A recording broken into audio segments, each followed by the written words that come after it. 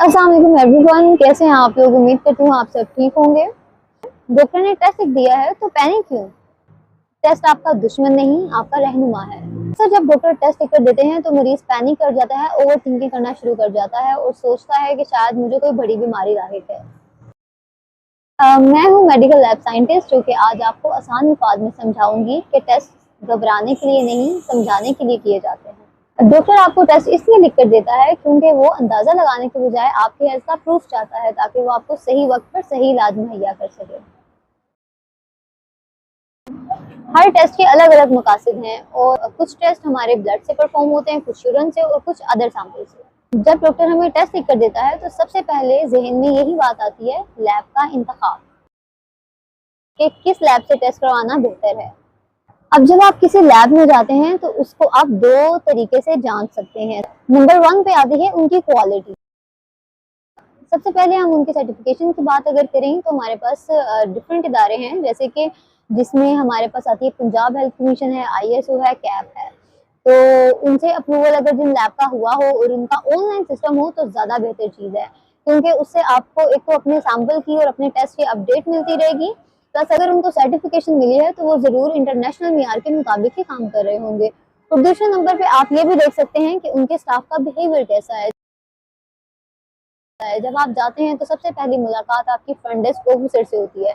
तो सबसे पहले आप ये देख सकते हैं कि क्या वो आपको सही गाइड कर रहा है, आपको उसकी मुकम्मल मालूमात दी जाएं, और जो स्टाफ है क्या उसने अपने प्रॉपर पीपीई फॉलो किए हुए हैं, क्या वो स्टाफ मेंबर इतना ट्रेंड है।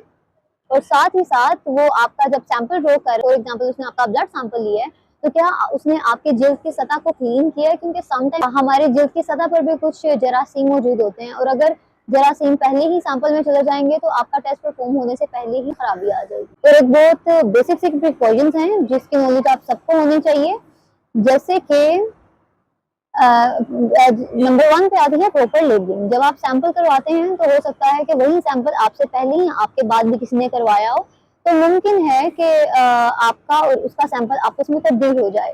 तो जब आप सैंपल ड्रॉ करवाएं तो तसल्ली करके उठें कि जो सैंपल आपका लिया गया है क्या उस पर आपका नाम या आपका प्रॉपर बारकोड नंबर है, जिससे आपके सैंपल की शिनाख्त हो सके। और इस बात का ख्याल रहे कि गलत लैब का इंतखाब, गलत रिपोर्ट, गलत इलाज और पैसों के ज़ाया का सबब बन सकता है।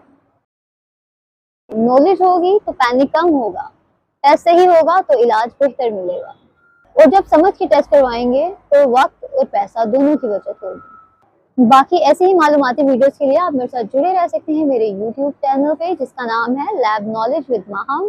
और साथ ही साथ आप मुझे फॉलो कर सकते हैं इंस्टाग्राम, टिकटॉक, फेसबुक वगैरह पे।